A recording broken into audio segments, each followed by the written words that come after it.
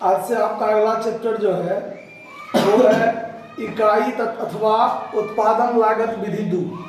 ठीक है, मतलब आउटपुट सेकेंड इसको कहा जाता है। इसमें आपको क्या होता है उस पर ध्यान दीजिए। जैसा कि आप आउटपुट फर्स्ट देखें, मतलब एक जो भी उत्पादन करने वाली कंपनी होती है वो बहुत सारे वस्तु का निर्माण करती है। तो निर्माण करने के क्रम में वो यह देखना चाहती है कि हम जो वस्तु बनाते हैं उस वस्तु का टोटल कॉस्ट कितना है और कॉस्ट पर यूनिट कितना होना चाहिए या कितना होता है, जिस पर हम किसी वस्तु को बेचेंगे तो हमको लाभ भी हो जाए। तो आउटपुट कॉस्टिंग वो था जो हम निर्माण करते हैं उसके आधार पर। अब इस चैप्टर में आपको आउटपुट सेकंड में क्या होगा, इसमें आपको टेंडर प्राइस या कोटेशन प्राइस या अनुमानित मूल्य, ये तीन चीजों के बारे में आपको जानना है। तो इसमें क्या होता है कि मान के चलिए कि आप एक मैन्युफैक्चरर कंपनी है, आप कोई वस्तु बनाते हैं। जैसे मान लीजिए एक नॉर्मल भाषा में कि मान लीजिए आप बेंच डेस्क पर बैठते हैं, बेंच डेस्क बनवाए हैं, हम खरीदे हैं कहीं ना कहीं से। तो अगर मान लीजिए हम 8-10 बेंच डेस्क का हमको जरूरत है तो हम खुद कहीं से खरीद लेते हैं। लेकिन अगर हम कोई बहुत बड़ा स्कूल बनाना चाहते हैं, कोई बड़ा कॉलेज है, उसमें 100, 200, 500 पीस हमको बेंच डेस्क बनवाना है, तो हम क्या करेंगे, किसी ऐसे आदमी के पास, किसी ऐसे मैन्युफैक्चरर के पास पहुंचेंगे जो बेंच डेस्क बनाने का काम करती है ना। तो उस जैसे मान लीजिए आप बेंच डेस्क बनाते हैं, आप एक फर्नीचर का काम करते हैं, तो आपके पास हम पहुंचे और आपको पूछेंगे कि हमको 500 बेंच डेस्क बनवाना है, 500 सेट बेंच डेस्क बनवाना है, इसका कितना अनुमानित मूल्य होगा आप हमको बताइए। तो आप उस समय में क्या कीजिएगा, आप ये देखिएगा कि हमको कितना खर्चा होगा, ऐसा तो नहीं देखिएगा, आप एक अनुमानित मूल्य लगाइएगा। क्या अनुमानित मूल्य लगाइएगा, तो आप कहिएगा हमको 5 मिनट का टाइम दीजिए, हम आपको बता देते हैं। तो आप क्या देखिएगा कि आप पिछले साल मान लीजिए आप 100 बेंच डेस्क बनाए थे, तो 100 बेंच डेस्क बनाए थे तो उसका आप स्टेटमेंट ऑफ कॉस्ट तो रखे होइएगा कि पिछले साल हम 100 बेंच डेस्क बनाए थे तो हमको इतना का मटेरियल लगा, इतना का वेजेज लगा, इतना का फला खर्च लगा, सब कुछ लगा। तो पिछले साल 100 वस्तु बनाए थे तो हमको ये खर्च लगा, तो इस बार हमको 500 बनाना है, तो उसी के अनुपातिक हम आगे बढ़ेंगे कि एक वस्तु देखेंगे कि 100 वस्तु पर इतना का लगा, तो एक वस्तु पर कितना लगेगा, तो 500 पर कितना लगेगा, मतलब ये एक अनुमान लगाइएगा ना।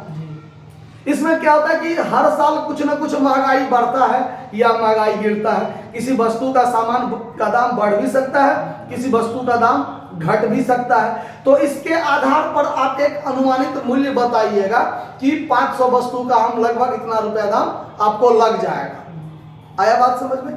तो ये होता है अनुमानित मूल्य।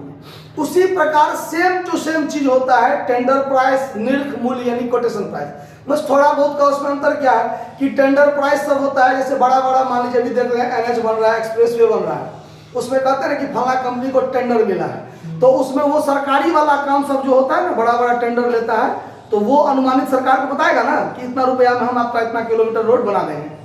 तो वो होता है टेंडर प्राइस सरकारी वाला काम में। सरकारी छोड़ के बाकी जो और समय में होता है उसमें निर्ख मूल्य या कोटेशन प्राइस होता है। आया बात समझ में? बस तर्क यही है कि पिछले साल हम किए थे तो इतना खर्च लगा था इतना वस्तु को बनाने में, तो इस साल इतना वस्तु बनाना है, मतलब कुछ दूसरा वस्तु है, उसकी संख्या ज्यादा है, हो सकता है कम भी हो सकता है कि नहीं। तो उसके आधार पर उसका मूल्य क्या होगा, इसका मूल्य आपको बताना है, समझे? तो इसके आधार पर इसमें आपको ज्यादा कुछ बात नहीं है, सारा का सारा बात है आउटपुट फर्स्ट के तरह ही। ठीक है, तो आउटपुट फर्स्ट में आपको स्टेटमेंट ऑफ कॉस्ट आता है, उसी के आधार पर आपको इसमें कोटेशन प्राइस, टेंडर प्राइस या एस्टिमेटेड प्राइस आपको बताना है। ठीक है, तो सब कुछ सेम टू सेम है। 1 नंबर प्रश्न देखिए क्या कह रहा है, सेम टू सेम है, कोई अंतर नहीं। अगर आपको आउटपुट फर्स्ट आता है तो सेकंड भी आता है। देखिए क्या सब है। सवाल नंबर 1 कहता है कि गत लागत व कमाए गए लाभ के प्रतिशत में कोई परिवर्तन न हो। ठीक है, मतलब पिछले साल का जो लाभ था, लाभ कमाने का हमारा स्तर था, मतलब एक लेवल था, वैसा ही लाभ हमको इस साल भी होना चाहिए। ठीक है, तो वो लाभ लगाने के स्तर जो होता है वो 2 तरीका से होता है, एक लाभ के आधार पर, एक लागत मूल्य के आधार पर। ठीक, ये पिछले साल लागत के आधार पर हम लाभ निकाले थे कि विक्रय मूल्य के आधार पर निकाले थे, तो वो जब सवाल बताएंगे तो ज़्यादा क्लियर हो जाएगा। सवाल देखिए क्या है कि आपके पास कंप्लीट स्टॉक जो है, पूर्ण स्टॉक दिया हुआ है, अंतिम स्टॉक दिया हुआ है, रॉ मटेरियल, ओपनिंग क्लोजिंग दिया हुआ है, परचेज दिया हुआ है, वेजेज है, इनडायरेक्ट एक्सपेंस है ना, और सेल्स भी दिया हुआ है। आपको सवाल में दिया हुआ है कि 3 माह यानी गत 3 माह के अवधि का आपको दिया हुआ है, ठीक है। 3 माह में निर्मित पंखों की संख्या 3000 थी, यानी ये जो आपको ऊपर में सारा डिटेल्स दिया हुआ है, ये दिया हुआ है 3000 पंखा का, यानी पिछले समय में हम 3000 पंखा बनाए थे तो इतना इतना इतना खर्च लगा, जो सवाल में दिया हुआ है, ठीक है। अब इसी आधार पर कहता है कि आप ये दिखाइए कि 750 पंखा का निविदा मूल्य क्या होगा, समझ में आया बात, यानी कोटेशन प्राइस क्या होगा।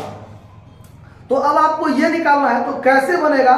अब सवाल करता है लाभ का वही प्रतिशत रहे जो गत 3 माह में था, यानी पिछले 3 माह में जो मेरा लाभ था उसी आधार पर हमको इस साल भी प्रॉफिट भी चाहिए। तो अब इसमें क्या है, बनेगा कैसे, देखिए 1 नंबर प्रश्न। सबसे पहले आपको statement of cost, statement of cost यहां बना लेना है। स्टेटमेंट ऑफ कॉस्ट यहां हम बनाएंगे, इसके आधार पर कैलकुलेशन ऑफ कोटेशन प्राइस, ठीक है। देखिए कैसे होगा उस पर ध्यान दें। सवाल में पार्टिकुलर अमाउंट आप लोग लिख लीजिएगा। इसमें है आपको opening stock of raw material, देखिए opening stock of raw material हमारे पास कितना का रॉ मटेरियल पहले से था, 5000 का, पहले से 5000 का। इसमें हम ऐड करते हैं परचेज ऑफ रॉ मटेरियल, कितना का रॉ मटेरियल खरीदे हैं, 32,500 का, 32,500 का, जोड़ दीजिए 37,500, लेस कीजिए क्लोजिंग स्टॉक या क्लोजिंग रॉ मटेरियल, कितना है 3500, 3500, मतलब कि रॉ मटेरियल कंज्यूम्ड हो गया आपको 34,000, ठीक है। यहां हो गया रॉ मटेरियल कंज्यूम, क्लियर। यानी ये खर्चा मेरा वास्तव में ये है, खर्चा वास्तव में 34,000 है मटेरियल पे। फैक्ट्री वेजेज है 75,000, यानी वेजेज है आपका कितना 75,000। दोनों को जोड़ लीजिए 1,09,000, ये आपका प्राइम कॉस्ट हो गया, क्या हो गया। उसके बाद इसमें इनडायरेक्ट एक्सपेंस, तो इनडायरेक्ट एक्सपेंस के रूप में 12,500, सीधे इनडायरेक्ट एक्सपेंस कितना है 12,000, तो इनडायरेक्ट एक्सपेंस जोड़ने पर 1,21,500, ये क्या हो गया आपका कॉस्ट ऑफ प्रोडक्शन, क्या हो गया। अब इसमें आपको ऐड होगा opening finished goods, opening finished goods, ये है ही नहीं, खाली है, तो 1,21,500 ही रहेगा। इसमें लेस करना है, अगर रहता तो आप इस यहां पर जोड़ते, ठीक है, नहीं है तो नहीं जोड़े। लेस करेंगे क्लोजिंग फिनिश्ड गुड्स, तो क्लोजिंग फिनिश्ड गुड्स कितना है 20,250, 20,250, तो ये हो गया 1,01,250, ये हुआ आपका टोटल कॉस्ट। अब आप इसमें ऐड कीजिएगा प्रॉफिट, और तब जो निकलेगा वो होगा आपका सेल्स, तो सेल्स है आपका 1,12,500, 1,12,500।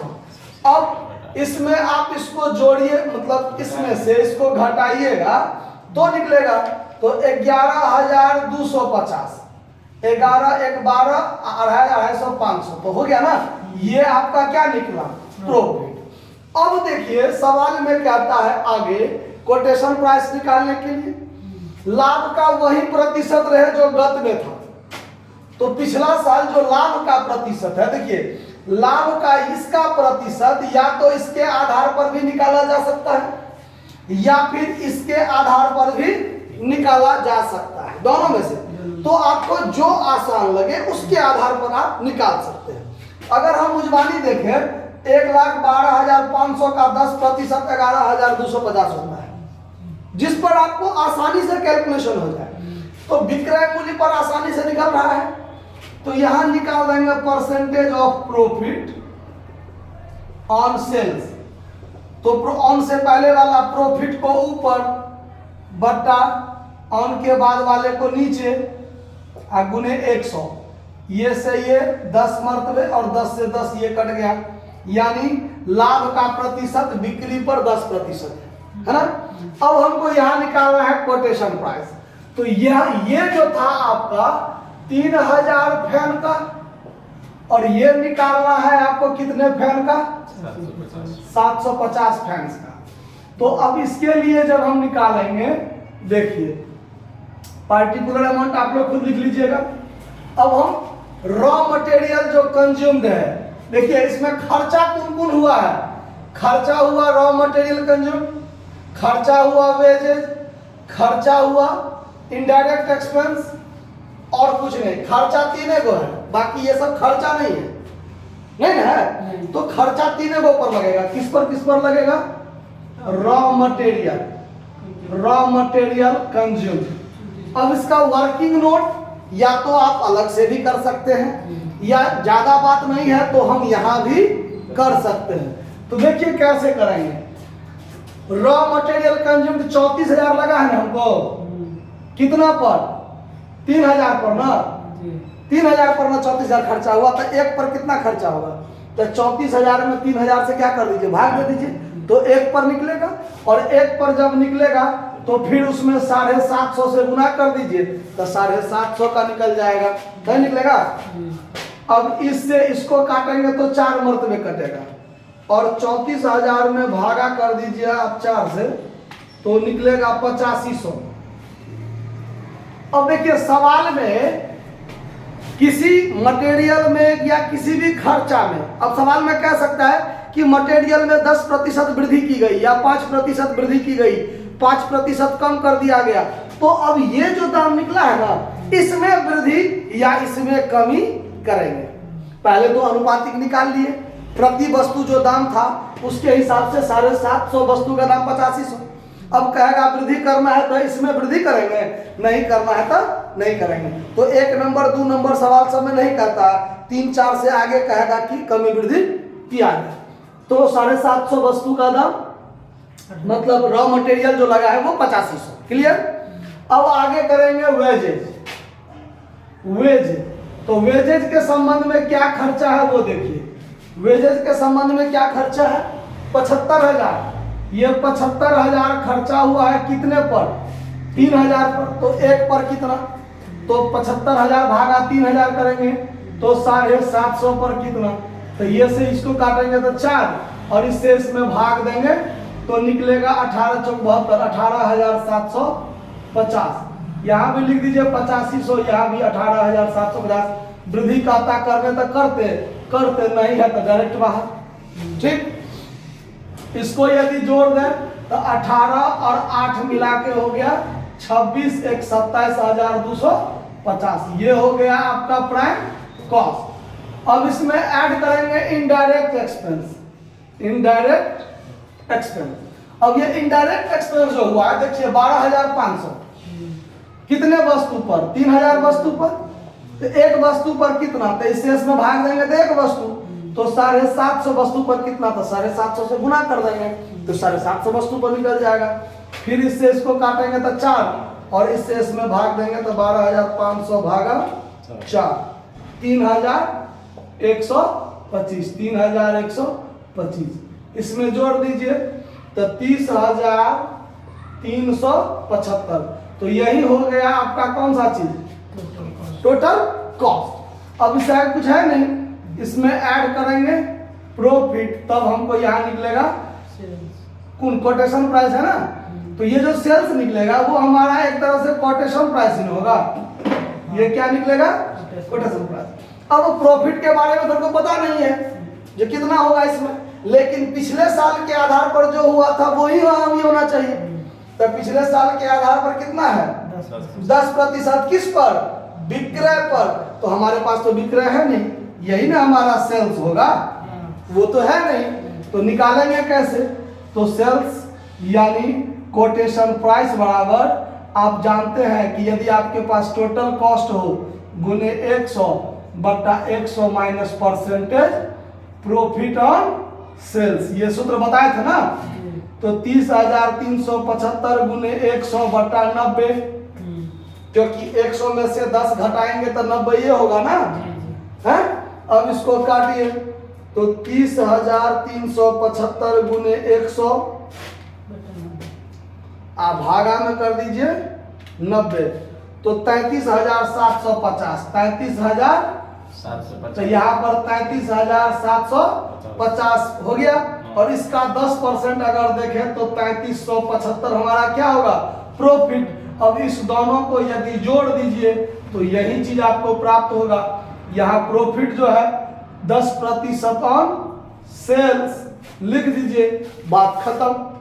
समझ में आया बात? तो जैसा एक नंबर बनाए हैं सेम टू सेम 2 नंबर है, तो ये आप लोगों को खुद बन जाना चाहिए, और नहीं बनेगा तो फिर कल देखेंगे, कोई दिक्कत नहीं।